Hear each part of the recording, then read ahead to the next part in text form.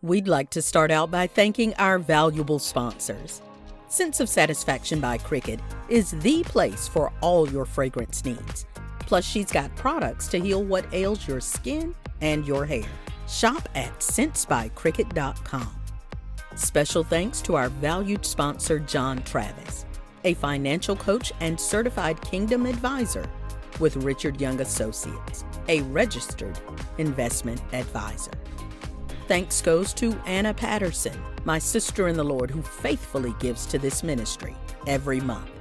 And to our newest sponsor, LaToya Gerard of Preach the Word Worldwide Network. She is a valued sponsor and a major encourager regarding this ministry. We need and would love to have you as a sponsor. Absolutely no gift is too small. Please note the info regarding giving throughout and at the end of the show, and help us spread these testimonies around the world. Please note that the views and opinions expressed on this show are not necessarily the viewpoints of our sponsors.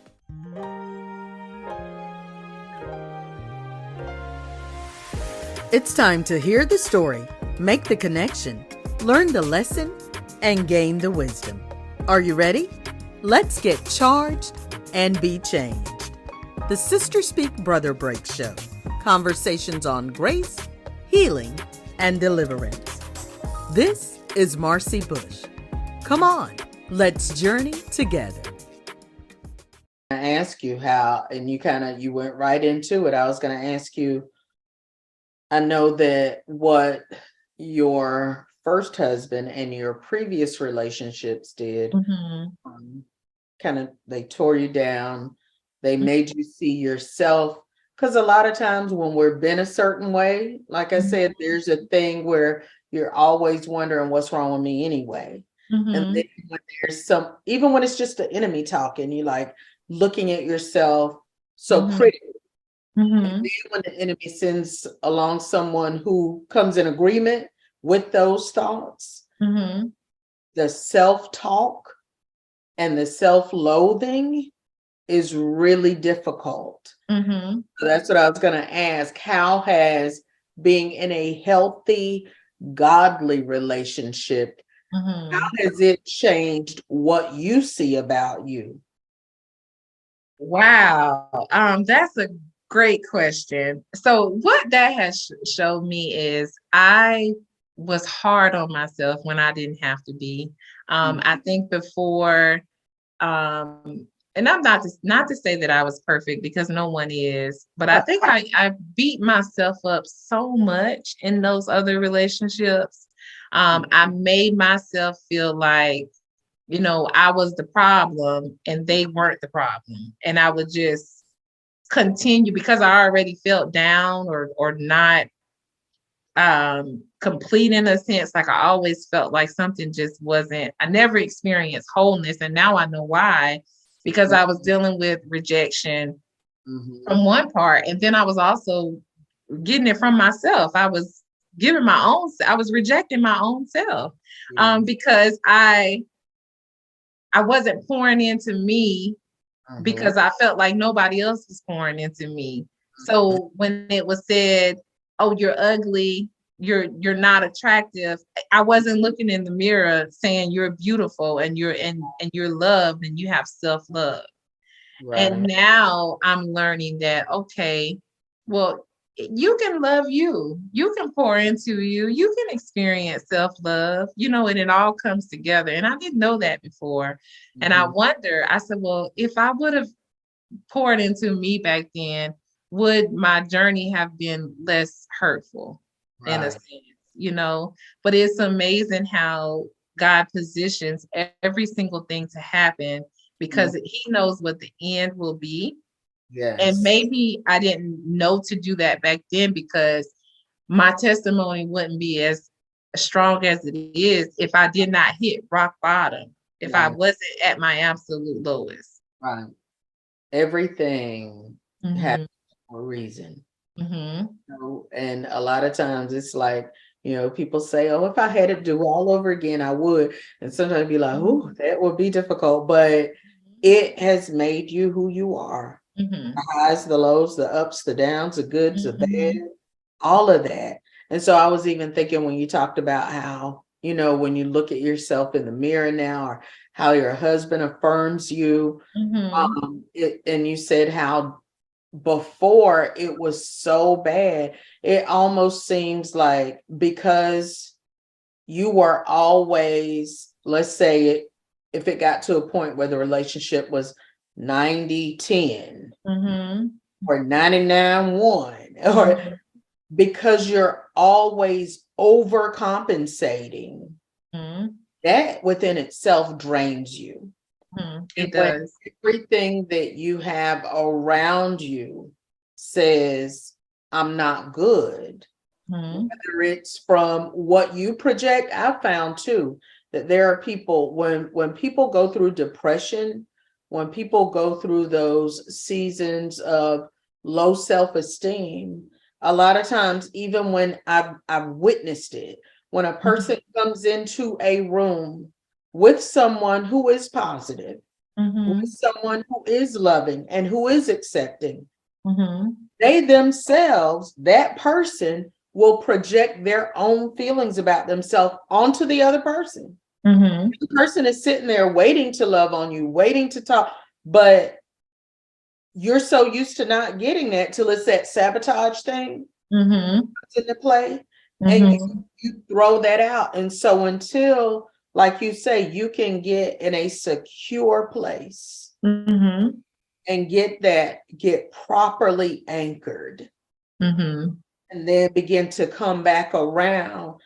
it's almost like so top heavy that everything is off. And so even from what you're saying, I believe like it's important, even if it's not a romantic relationship, that when we feel down, when we feel low, it is important to connect with positive, godly, healthy people, relationships on a consistent basis.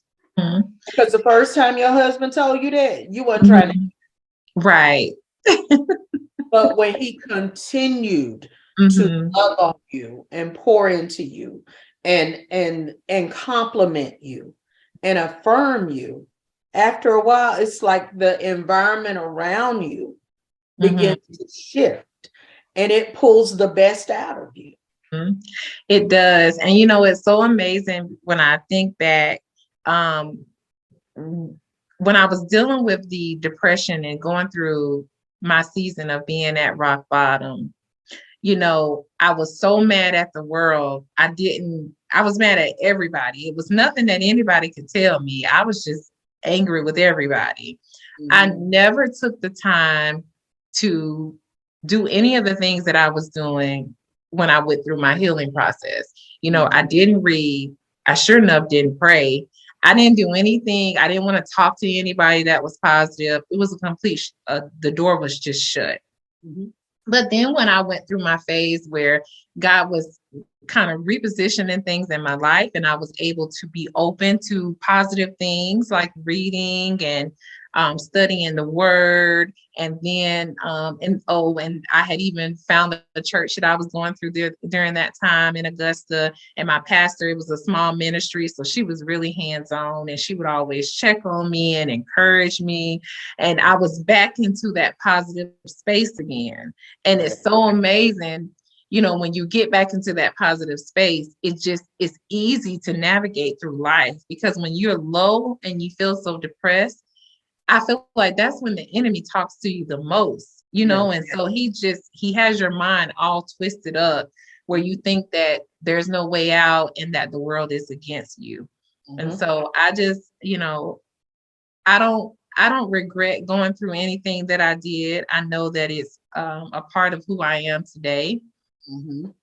And I know that even now, one of the biggest thing I do is continue. I try not to leave my positive space anymore. You know, I I always try to pray. I always try to read positive books.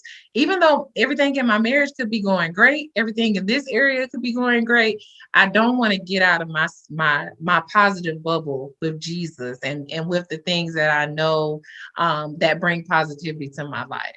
Yes, yes, yes. That's good. And it's like it is amazing though that the relationships that we allow to strengthen, you know.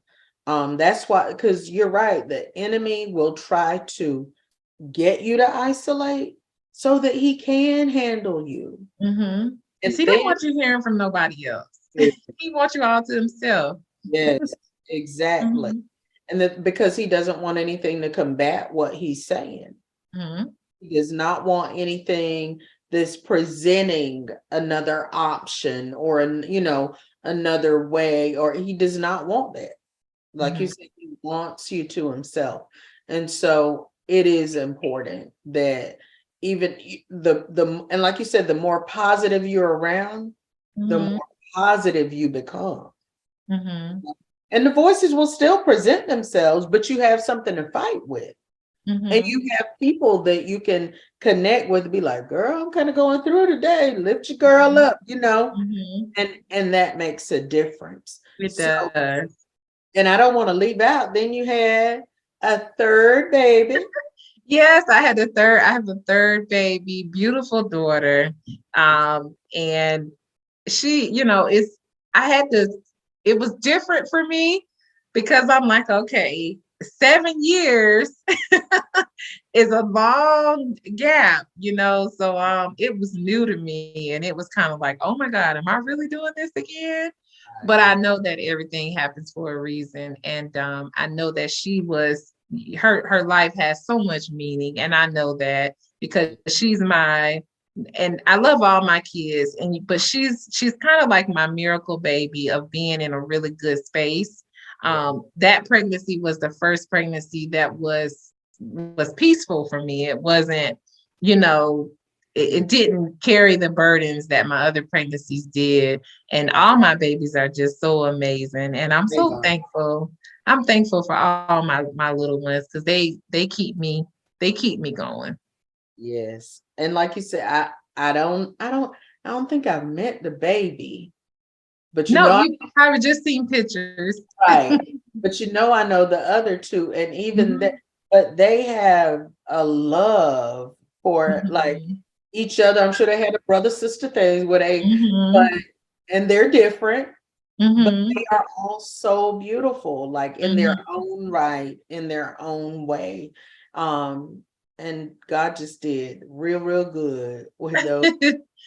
He did. And I'm thankful too. Even when I was going through what I was going through, when I came out on the other side, so to speak, when I had my ears open again, there were so many people that spoke words of encouragement. And you and your sister Cricket, y'all had no idea of some of the things that I would go through, but just the smallest things like, hey, you good over there? You need anything? I remember one time my plumbing was all jacked up and y'all were like, don't worry about it. If you got to come to the bathroom or whatever you got to do, no matter what time it is, we're here. And those were the smallest things, even my son, his grandmother, she was, instrumental. She was always, you need anything? You good over there?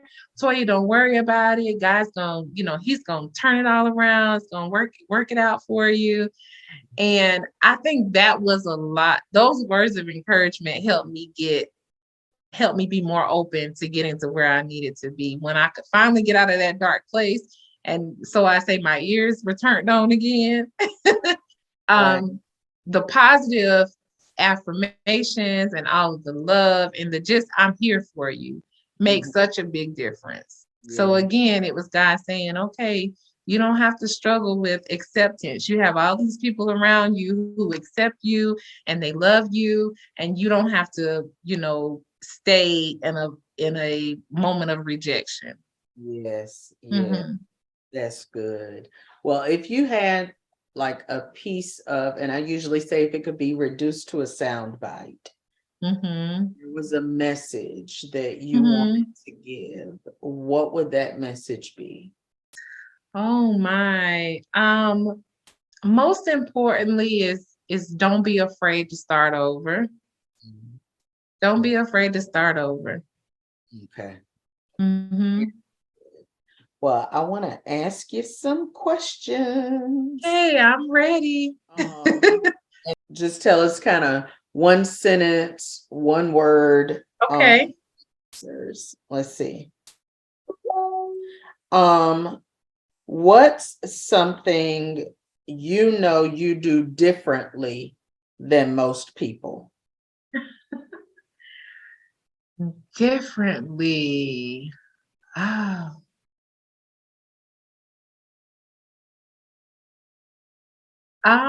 Pray. Okay. I'm very creative with my prayer. Okay. Mm-hmm. Okay. What is the most desirable trait another person can possess? These questions, I know, right? Even if I'm like, what would I say?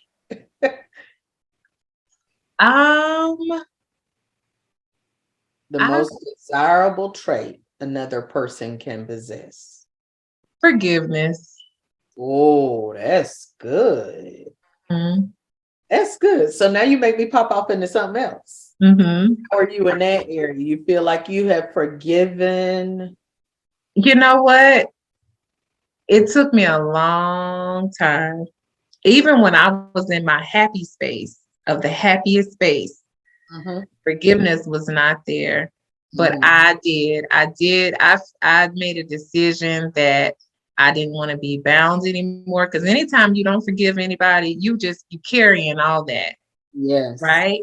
So I made a decision to forgive. And when I did, I think that's why I can talk about it to this day without crying.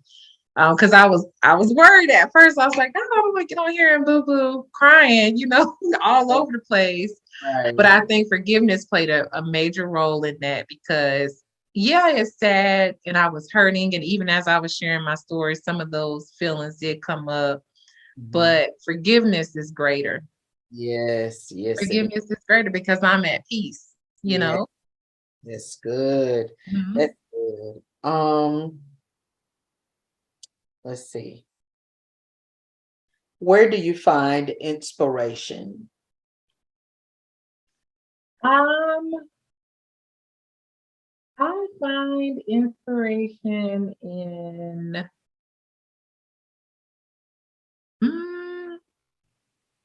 I guess just in my children. I want to be the best mommy possible. And, I haven't been the most, perfect mommy, which they may say different. But in my opinion, I'd always want to be a good mommy. So my children, they inspire me. Good. And lastly, can you describe your life in a 6-word sentence? Let me see. It would be. And that one's hard. Let me see. That was hard. I got my fingers here, my 6 fingers up. It would be. I was broken.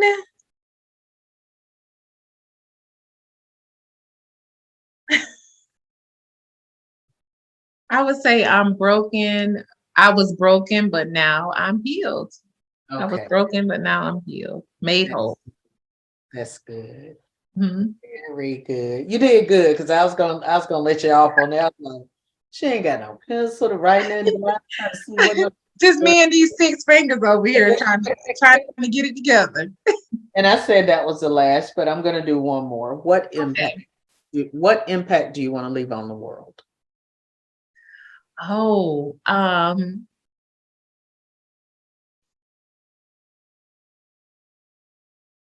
think my whole thing is to not be afraid. To not be afraid. Can I add something to that? Sure. And I think this is will be good for the women that are watching. I think so many times when we deal with fear, we always just automatically, there's like a little voice going in our head that says you can't do this, or don't do that, or this gonna happen, or that might happen. And it's like the little fear devil will come on your shoulder.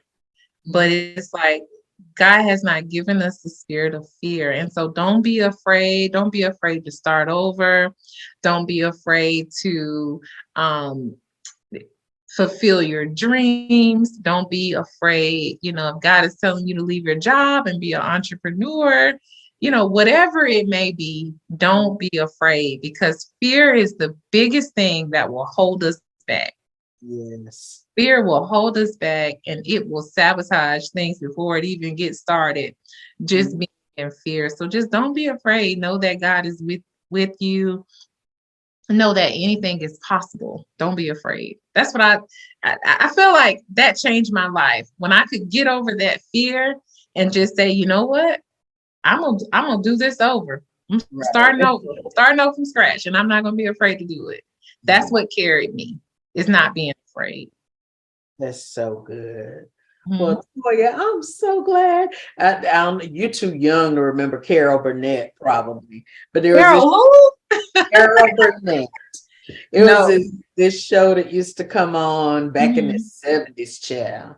And at the end, she would do this little song. She was a comedian, and it was like, I don't even know what you call the show, but they had like skits that they would do. It was kind of like the In Living Color of back then in the 70s. And at the end, it would say, she would sing this song that said, I'm so glad we had this time together. To laugh, to smile, to whatever. And so that's where I'm so glad we had this time together. And I know that your story, your life, your journey is going to impact and empower other women. And I'm just so grateful that you were willing to share with us, to be transparent. And even the things that you said spoke to me in certain areas. And so even with that, I want to encourage those of you watching to share this. It doesn't have to be with someone who went through being a single mom, or through or to someone who went through, you know, a bad relationship that you know of. It doesn't have to be shared with a specific mold, because there are things that were said, even though Toya and I are different in a lot of ways in how our lives are. There are some root things that she spoke to that I know can help people in many different situations. And so I encourage you to share. And then I also encourage you to join us again next week, same place, same time, for the Sister Speak Brother Break show. Be blessed.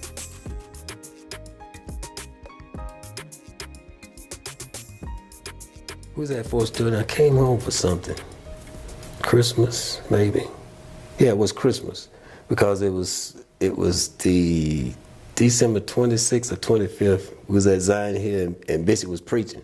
Okay. And if you ever been in church and it seemed like the preacher just looking at you, there's nobody else in the church but you and him. He's just looking at me. I'm in the back of the church, and he's just looking, and then he give an altar call. Then he said, anybody want prayer? And he's still looking at me, so I'm hiding behind people, really. And he's looking at me, I'm saying. Then he said, oh, come here. No, he said, come here first. And I'm looking behind who he talking. He said, I'm talking to you, huh? So I make my way up there. And I'm thinking, what is this about? What's going on? You know I need prayer. I don't want prayer. I need prayer. And he grabs me and hugs me. And he hugs me. And it's like, have you ever just hugged somebody, just lay your arms on them? And you just feel the weight of their arms. And he wasn't trying to keep me or nothing.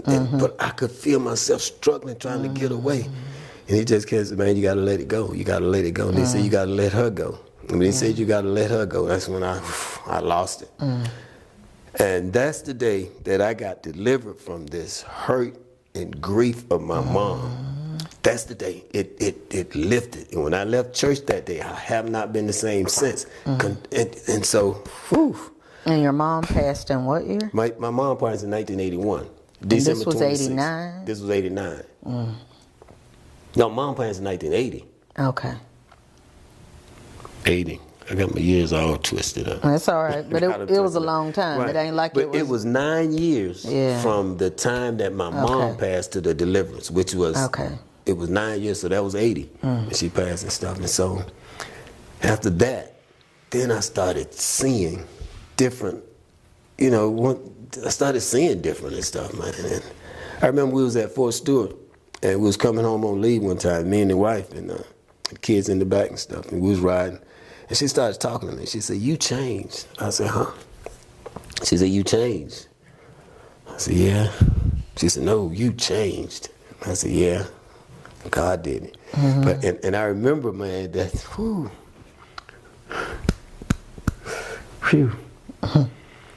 I remember this song, John P. Key came out, this Watch Me album, and I got that album. Oh my God, I love John P. Key today. I think everybody in South Carolina loves So and I would play this song, man, oh God Almighty. So that started this road. Oh God, let me calm down. You fine. No? Thanks so much for joining us today. If you've been blessed by today's show, feel free to let us know. And if you'd like to sow into this ministry, become a sponsor, or contact us, you can reach us at 803-221-0169. Or you can email us at thessbbshow@gmail.com. Let's continue this journey. Missed any of our past episodes? The pain that I've gone through, I've been through lots. Depression, perversion, low self-esteem, rejection. But I'm here, and I'm loving life, and I'm changed forever. I'm trying to maim you to leave you, like physically and mentally, maim you, or he wanted your life. I don't think he so much wanted my life is that he wanted some results. He wanted me to stay in the earth and not be who I am now. Piece where you start talking about it was your love walk. Yes. We had an opportunity to not only share our experience, but find out that there were so many women in the room who had similar experiences. Advice would you give to people who find themselves in the grips of grief right now? The pain is inevitable, but the suffering is optional. You were still sick, you still weren't well, but did something change for you when they gave it a name? Yes, because once they put a label on it, I felt like it was putting a label on me. Catch up on past shows on my YouTube channel at Marcy Bush, MarceyBush. And be sure to subscribe so you won't miss any future episodes.